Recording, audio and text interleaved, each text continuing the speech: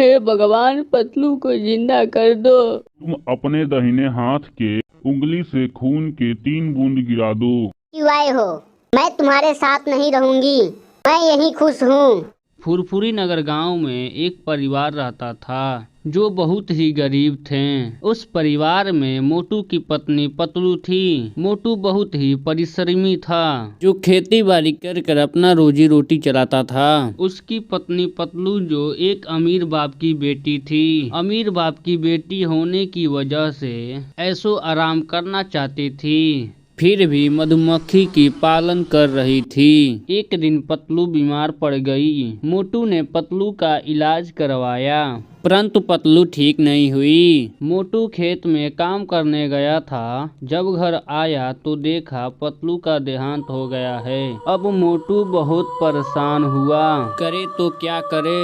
Foot foot कर रोने लगा और भगवान से प्रार्थना करने लगा, हे भगवान, पतलू को जिंदा कर दो, मेरे पतलू को जिंदा कर दो। उसी समय आकाशवाणी होती है और आकाशवाणी से आवाज आता है कि तुम एक समुद्र के बीच एक पहाड़ी है और उस पहाड़ पर लेकर जाओ। वहाँ पर एक संत महात्मा आएंगे, वहीं उसको ठीक कर पाएंगे। अब मोटू पतलू का लाश उठाता है और उस समुद्र वाली पहाड़ी पर जाने लगता है। चलते चलते कुछ दिन बीत जाते हैं। तब वह समुद्र के बीच वाले पहाड़ी पर पहुँचता है और वहाँ लाश को रख देता है और पेड़ के नीचे बैठ जाता है। हारे थके मोटू सांसें लेने लगता है और भगवान से प्रार्थना करता है, हे भगवान, इस पहाड़ी पर आ चुका हूँ, हमको महात्मा जी कहाँ मिलेंगे? उस समय में एक सफेद बाल वाले साधु बाबा प्रकट होते हैं और कहते हैं,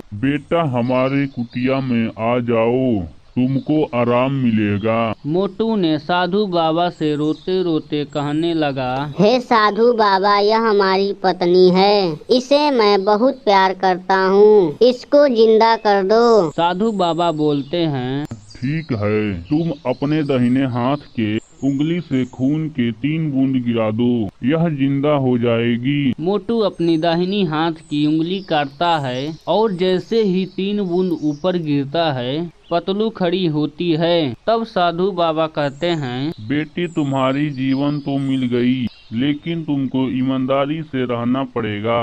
अगर ईमानदारी से नहीं रही तो इसका फल तुमको भुगतना पड़ेगा। यह कहकर साधु बाबा चले गए। अब मोटू और पतलू बहुत खुश हुए और फिर अपने घर जाने लगे। कुछ समय के बाद समुद्र तट पर पहुँचते हैं और नाव पर बैठते हैं। नाव शहर के किनारे खड़ा करके मोटू कुछ खाने पीने का सामान खरीदने शहर चला जाता है और पतलू को बोलता है, तुम मेरा इंतजार करो, मैं कुछ खाने पीने का सामान लेकर आता हूँ। उधर मोटू शहर जाता है और इधर से समुद्र के एक राजा दूसरे नाव से पतलू के पास आता है और कहता है, हे सुंदरी, तुम बहुत सुंदर हो, क्या तुम मेरे साथ चाय पी सकती हो? तुम मेरे नाव पर आ जाओ। और पतलू चाय की लालच में उस राजा की बातों में उसके नाव पर चली जाती है। मोटू पतलू के नाव वाले नाविक ने उसे मना करता है और कहता है, बिटिया तुम मेरे नाव पर अपने घर जा रही हो, तुम मेरा नाव छोड़कर दूसरे नाव पर मत जाओ। लेकिन पतलू नहीं मानती है और उस राजा वाले नाव पर चली जाती है। दोनों लोग चाय पीते हैं और बातें करते हैं। राजा कहते हैं, सुंदरी, तुम मेरे महल में रहने लायक औरत हो,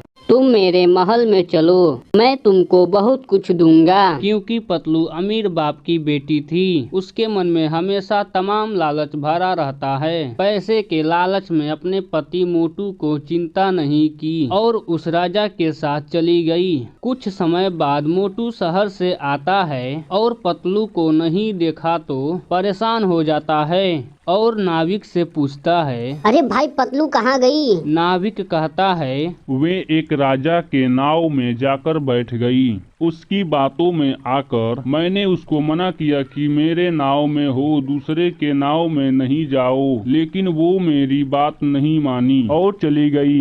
मोटू नाविक से पूछता है, वह नाव किधर गई? मोटू से बताता है। अब मोटू पतलू की तलाश करते राजा की राजमहल में पहुंचा। वहां पहुंचने में उसको काफी दिन लगता है। जैसे ही राजमहल में पहुंचता है, उसी समय पतलू फुलवारी में फूल तोड़ने जाती है और मोटू को देखकर सहम जाती है और कहती है, तुम यहाँ क्यों आए हो? मैं तुम्हारे साथ नहीं रहूंगी, मैं यही खुश हूँ। मोटू कहता है, मैं तुम्हें लेने नहीं आया हूँ, तुम मेरे खून की 3 बूंद लौटा दो, मैं चला जाऊंगा। पतलू सोचती है, चलो खून की 3 बूंद लौटा देने से मोटू चला जाएगा। पतलू फूल के बगीचे से गुलाब के फूल का कांटा तोड़ लेती है और अपनी उंगली में चुभा देती है। खून गिरने लगता है। जैसे ही मोटू के हाथ में 3 बूंद खून गिरता है, पतलू का शरीर तुरंत बदलने लगता है और शरीर सिकुड़ने लगता है और सिकुड़कर एक छोटी चींटी बन जाती है और पतलू उसके चारों तरफ गोल गोल घूमने लगती है और कहती है, मोटू हमको माफ कर दो, खून हमको वापस कर दो, मैं अब गलती नहीं करूँगी, मैं तुम्हारे साथ चलूंगी, हमको माफ कर दो। पतलू साधु के आशीर्वाद से जिंदा हुई साधु बाबा ने उसको बोला था कि तुम लालच नहीं करना, लालच करोगी तो तुम्हारा अंजाम बुरा होगा और तुझे भुगतना पड़ेगा। फिर क्या हुआ? साधु बाबा ने जो कहा था वही हुआ। तो दोस्तों, लालच कितनी बुरी होती है, इस कहानी में आपको समझ में आ गया होगा। कभी भी लालच नहीं करनी चाहिए, अपने उचित रास्ते पर उचित समय उचित काम करना चाहिए। लालच में आकर कोई गलत काम नहीं करनी चाहिए। अगर इस कहानी से आपको कुछ सीख मिली हो तो वीडियो को लाइक करें। अगर आप चैनल पर नए हो तो चैनल को सब्सक्राइब करें और अपने दोस्तों के बीच इस कहानी को शेयर करें ताकि उसको भी सीख मिले। वीडियो देखने के लिए धन्यवाद।